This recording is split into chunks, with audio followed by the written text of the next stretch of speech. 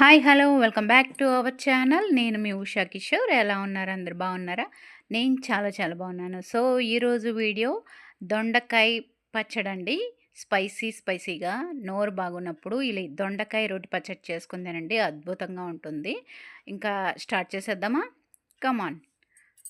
ముందుగా స్టవ్ వెలిగించి బాండి పెట్టుకొని మనం ఒక 2 గరిటెలు ఆయిల్ వేసుకుందాం. 2 గరిటెలంటే పెద్ద గరిటెం కాదండి, చిన్న గరిటె. నేను ఆయిల్ క్యాన్‌లో ఉండే గరిటెతో 2 గరిటెలు వేస్తున్నాను.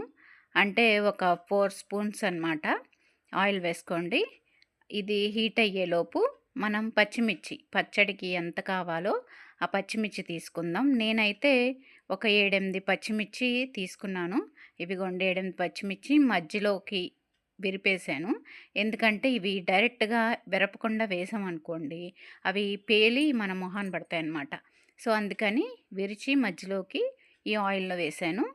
సో చక్కగా సిమ్‌లో పెట్టుకొని నిదానంగా వేపుకోండి. చాలా నిదానంగా వేపుకోవాలి. హైలో పెడితే తొందరగా మాడిపోతాయి కానీ వేగవు పచ్చిమిర్చి. అందుకని సిమ్‌లో పెట్టుకొని వేపుకుందాం.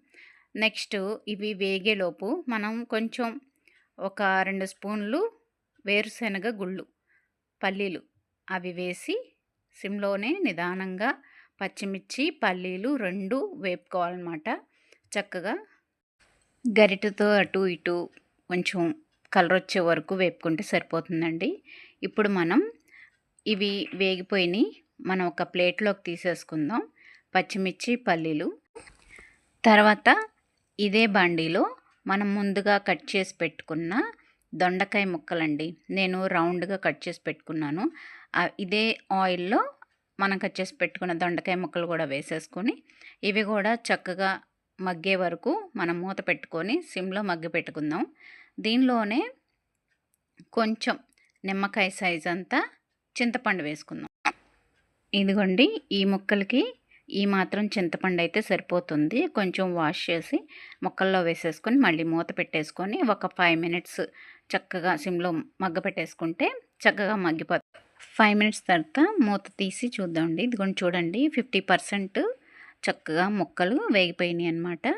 ఇప్పుడు మనం ఇంకొక 50% మగ్గాలి కాబట్టి మళ్ళీ మూత పెడదాం. మూత పెట్టి తీద్దాం. చూడండి మూత తీసి చూస్తే 70% వరకు ముక్కలు మగ్గిపోయినాయి. ఇప్పుడు ఇందులో మనం ఒక చిన్న బౌల్ కొత్తిమీర వేసుకుందాం. కొత్తిమీర పచ్చడికి సూపర్ టేస్ట్ వస్తుందండి. దొండకాయ, కొత్తిమీర కలిపి మగ్గబెడదాం. నేను కొత్తిమీర ఫస్ట్లో ఎందుకు వేయలేదంటే, కొత్తిమీర బాగా మగ్గిపోయిందనుకోండి ఆ ఫ్లేవర్ అనేది పచ్చడికి పట్టదు. మనం పచ్చడి తినేటప్పుడు ఆ ఫ్లేవర్ బాగా తెలుస్తుంది లాస్ట్లో వేస్తే. 2 నిమిషాలే, జస్ట్ మూత పెట్టి 2 నిమిషాలు తీసేద్దాం. ఇదిగోండి 2 నిమిషాల తర్వాత తీసాను. చూడండి దొండకాయ ముక్కలు, కొత్తిమీర మగ్గిపోయినాయి. ఇప్పుడు స్టవ్ ఆఫ్ చేసి చల్లారి పెట్టుకుందాం. మనం ఒక 5 మినిట్స్ అట్లా వదిలేస్తే చల్లారిపోతుంది.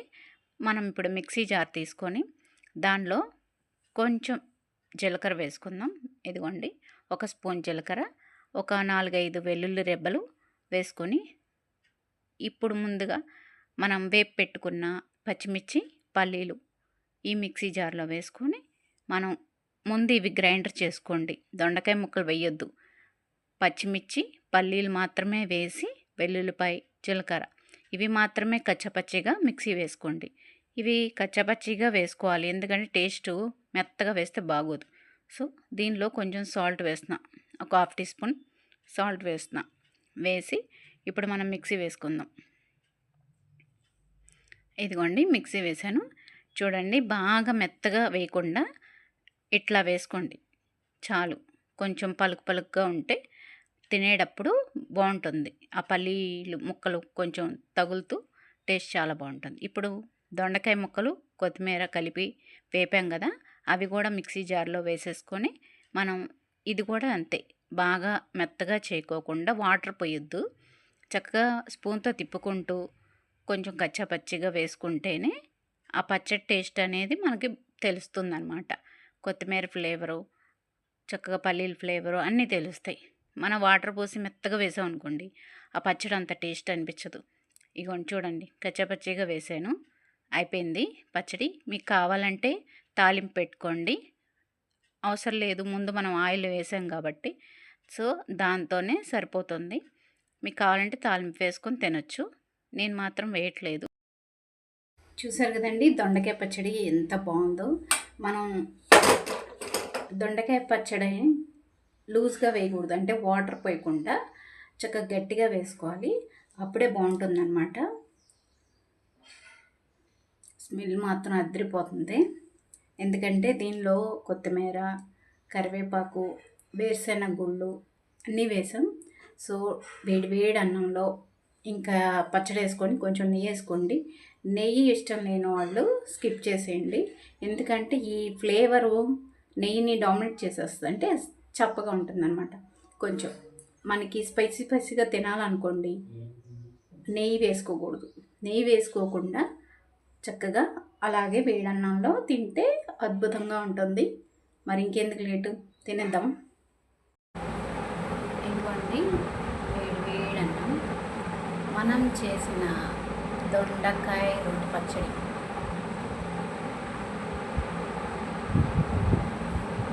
కాలుతుంది, వేడిగా ఉందన్నమాట. స్మెల్ అయితే అదిరిపోయిందన్నమాట. అసలు పచ్చడి మిక్సీ వేస్తుంటేనే స్మెల్ సూపర్ వచ్చింది. నాకు వాటరింగ్ కూడా వచ్చేస్తున్నాయి అన్నమాట నోట్లో, అంత బాగుంది. ఫస్ట్ ముద్ద నా సబ్స్క్రైబర్స్కి తినండి మీరు కూడా, అంటే నేను తింటే మీరు తిన్నట్టే. టేస్ట్ చూసి ఎలా ఉందో చెప్తాను. అసలు నోట్లో వాటర్ వచ్చేస్తుంది అన్నమాట. చూద్దాం.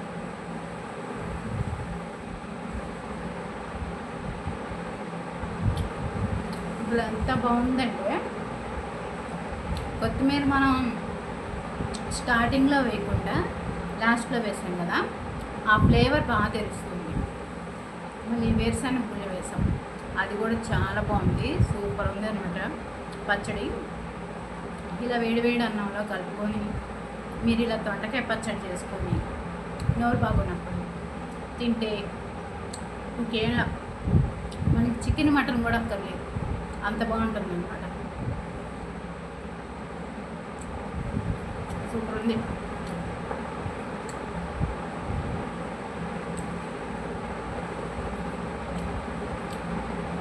ఇంకెందుకు లేటు, చేసుకొని తినేసేయండి. సూపర్ అంటే సూపర్ ఉంది. ఓకేనా? వీడియో నచ్చితే లైక్ చేయండి, షేర్ చేయండి, కామెంట్ చేయండి. ప్లీజ్ సబ్స్క్రైబ్ చేయడం మాత్రం మర్చిపోద్దు. Please subscribe my channel. Thank you for watching. Bye. Next వీడియోలో